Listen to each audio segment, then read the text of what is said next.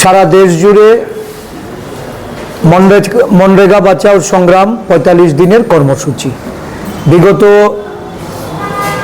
10 তারিখ থেকে 10ই জানুয়ারি থেকে আগামী 25শে ফেব্রুয়ারি সারা দেশ জুড়ে এই ৪৫ দিনের কর্মসূচিতে বিভিন্ন তারিখে আমাদের যে কর্মসূচিগুলি এর মধ্যে 10 তারিখে প্রত্যেকটা জেলায় জেলায় জেলা কোঅর্ডিনেশন কমিটি গঠন করে 11 তারিখে একদিনের প্রতীকী উপবাস মনরেগা পুনর্বহালের দাবিতে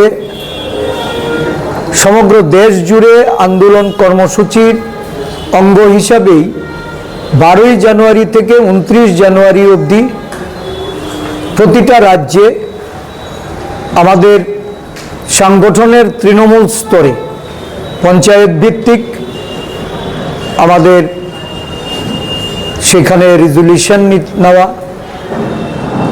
এই মনরেগা পুনর্বহালের ক্ষেত্রে যারা রেগার কাজের সঙ্গে যুক্ত শ্রমিক, যারা সহায়ক এবং নানাভাবে শ্রমিকরা এই কাজের সুযোগ যাদের কাছে সহজলভ্য ছিল,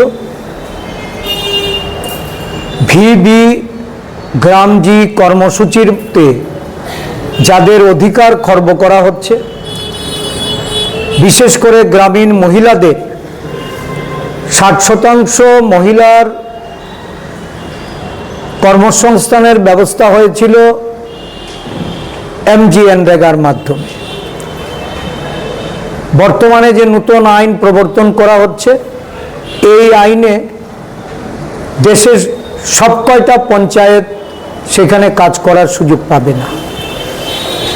এমজিএনরেগায় প্রতিটা পঞ্চায়েতে কাজের সুযোগ ছিল।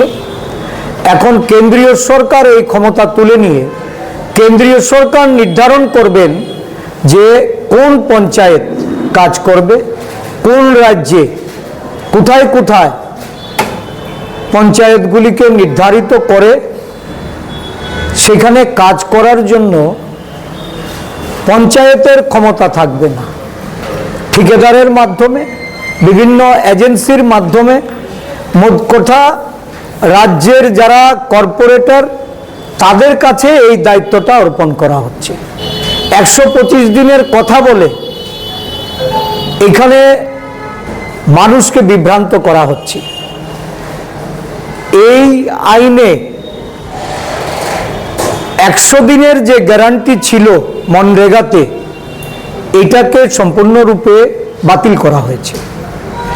15 দিনের মধ্যে আবেদন করার পর যদি কাজ প্রদান করতে পঞ্চায়েত ব্যর্থ হয়, তাহলে রাজ্য সরকারের তরফ থেকে ওই আবেদনকারীকে তাকে ভাতা প্রদান করতে হবে, এটাও বন্ধ করে দেওয়া হয়েছে।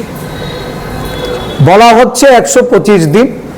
ভারতবর্ষে এই সরকার প্রতিষ্ঠা হওয়ার পর দেশের জনগণের কাছে যত প্রতিশ্রুতি তারা রেখেছে, ওই 15 লাখের অর্থ প্রদানের ব্যাংক ব্যালেন্সের কথা বলেছে, 2 কোটি বেকারের চাকরির কথা তারা বলেছে, তারা কালো টাকা দেশে ফিরিয়ে আনার কথা বলেছে, দ্রব্যমূল্যের দাম কমিয়ে দেওয়ার কথা বলেছে, গ্যাসের দাম, পেট্রোলের দাম, কেরোসিনের দাম তারা কমিয়ে দেবে বলেছে।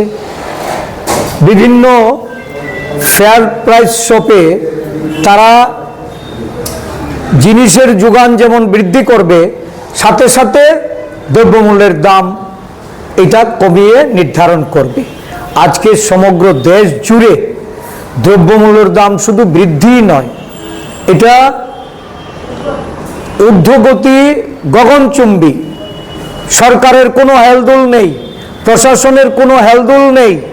সমগ্র দেশে আজকে 80 কোটি মানুষ রেশন শপের লাইনে গিয়ে ওই 5 কেজি যে বিনামূল্যে চাল, এই চালের লাইনে দাঁড়াচ্ছে। একসময় এই ফুড সিকিউরিটি অ্যাক্টে ডক্টর মনমোহন সিংয়ের সরকার 2 টাকা কেজি দরে চাল দিতেন, আর অন্নপূর্ণা কার্ডধারীদের তাদের বিনামূল্যে চাল দেওয়া হতো। এটা তো প্রবর্তন করে সমগ্র দেশের মানুষের কাছে দেশের সরকার গরিব মেহনতি মানুষকে তাকে তার উপার্জনের অর্থ যেমন রেগার মাধ্যমে তার হাতে তুলে দেওয়া হতো, এবং খাদ্য ক্রয় করারও একটা নির্দিষ্ট রেট বেঁধে দেওয়া হয়েছিল। আজকে 5 কেজি চালে একটা পরিবার চলতে পারে না। এই 5 কেজি চাল মুফতে দিচ্ছে, আর বাজারে চাল অগ্নিমূল্য, 50 টাকার নিচে কোনো চাল পাওয়া যায় না। তাহলে এই সরকার প্রকারান্তরে গরিব মানুষকে তার অর্থনৈতিক সূচনীয়তার দিকে দিন দিন ঠেলে দিচ্ছে।